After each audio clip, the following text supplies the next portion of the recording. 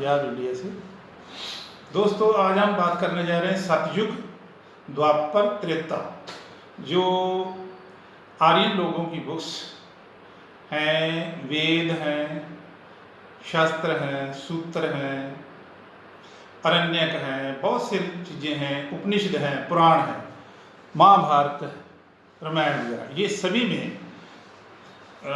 जो युग हैं उनका वर्णन आता है, उनके बारे में।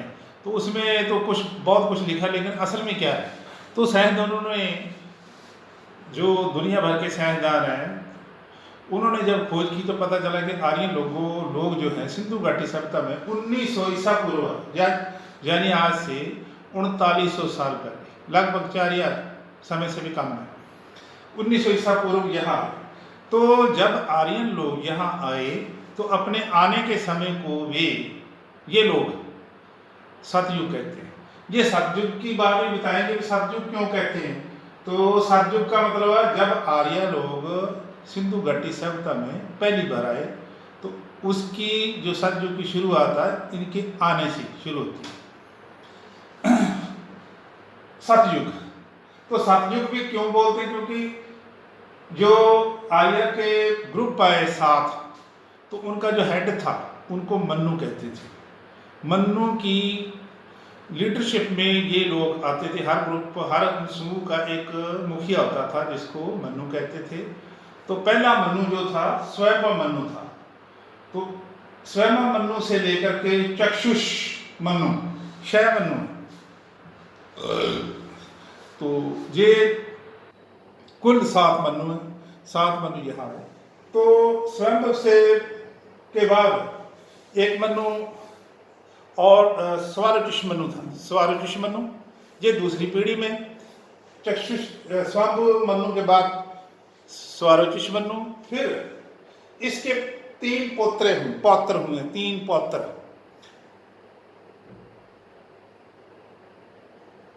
पुत्र के पुत्र उत्तम,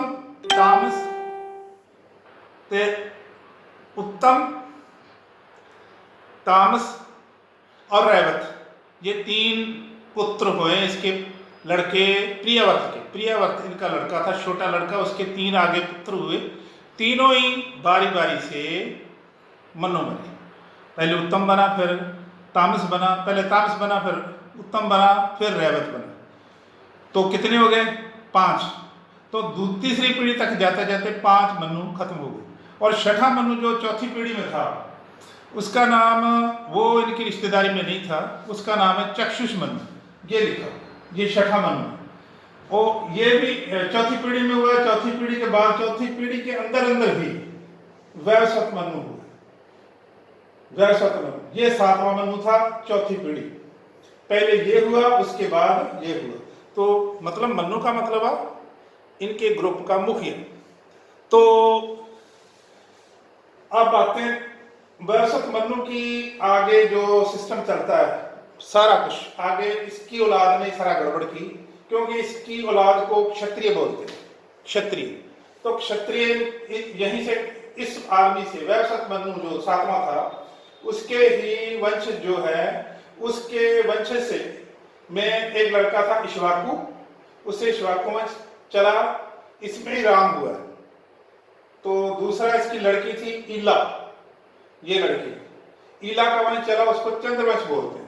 तो इक्ष्वाकु वंश यानी सूर्यवंश यानी कि राम के वंश को द्वापर युग कहते हैं, लड़की के वंश को त्रेता युग कहते हैं। ये आगे पीछे नहीं हुए, एक ही समय में। स्थान कहाँ था, कहाँ हुए, तो ये समय का था। इनके पहले युग के बाद लगभग 100 साल बाद 1800 ईस्वी पूर्व द्वापर युग और त्रेता दोनों एक साथ चले। कहाँ? कुरुक्षेत्र, हरियाणा, ये ठिकाना है त्रेता युग का। हस्तिनापुर, कौरव, पांडव, कृष्ण वगैरह सभी त्रेता युग के पात्र है, मतलब ईला वंश में हुए हैं। ठीक है। तो द्वापर युग में राम वंश के लोग हैं। इसमें पहला जो जिसने पृथु राजा हुआ है, पहला राजा यानी कि जिसने कोई जमीन या शहर बसाया था, उसका नाम रखा था पृथ्वी, अपने नाम पर। उसी को शायद बाद में अयोध्या कहा गया, जो आज की युग में। तो ये है द्वापर युग, आज से 1800 2000, तो कितना हो गया, 3800 साल पहले चला, 38 साल पहले त्रेता युग चला, और ये एक ही समय में हुआ। इसका आपको इनके इतिहास में भी आपको वर्णन मिल जाएगा। जब राम हुआ अयोध्या में तो उसकी लड़ाई किसके साथ थी, रावण के साथ।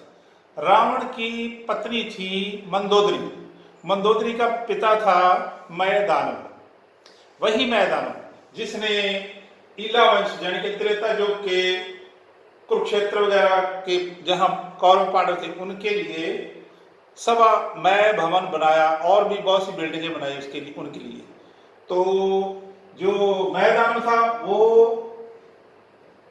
इधर श्वाकु वंश में भी आता जाता, मतलब दूरी कितनी है, यूपी से हरियाणा की कितनी दूरी है, कुरुक्षेत्र, कुरुक्षेत्र एक तरफ बीच में नदी है, कौन सी नदी, जमुना नदी, जमुना नदी के दूसरी तरफ जो है अयोध्या पृथ्वी है, द्वापर युग चल रहा था।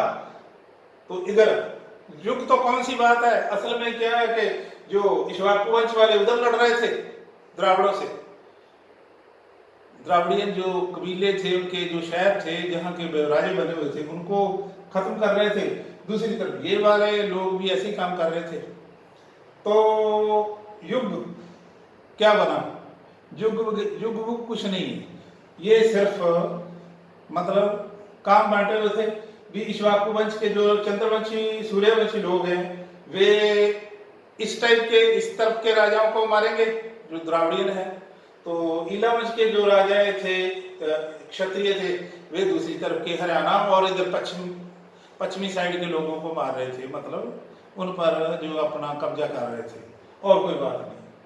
तो ये इनका केंद्र था आज का कुरुक्षेत्र, और वहीं पर हस्तिनापुर था, वहीं पर दिल्ली दिल्ली के पास। तो त्रेता युग, द्वापर युग, तो सतयुग सतमनु के नाम से चला, सत्यमनु, सात मनु के नाम से सतयुग का नाम रखा है। तो ये है आज का मेन थीम, मेन कहानी कि सतयुग क्या है, द्वापर क्या है, त्रेता क्या है। ये इनके आने की ही स्टोरी है, कब ये आए, कब सूर्यवंशी लोग जो मतलब क्षत्रियों के दो युग बना लिए, लड़की का त्रेता युग और लड़कों का इक्ष्वाकु वंश का द्वापर युग। युग कुछ नहीं है, सिर्फ इतना ही है कि कुछ लोग इधर लड़ रहे थे, दूसरे इधर लड़ रहे थे, बस। तो आशा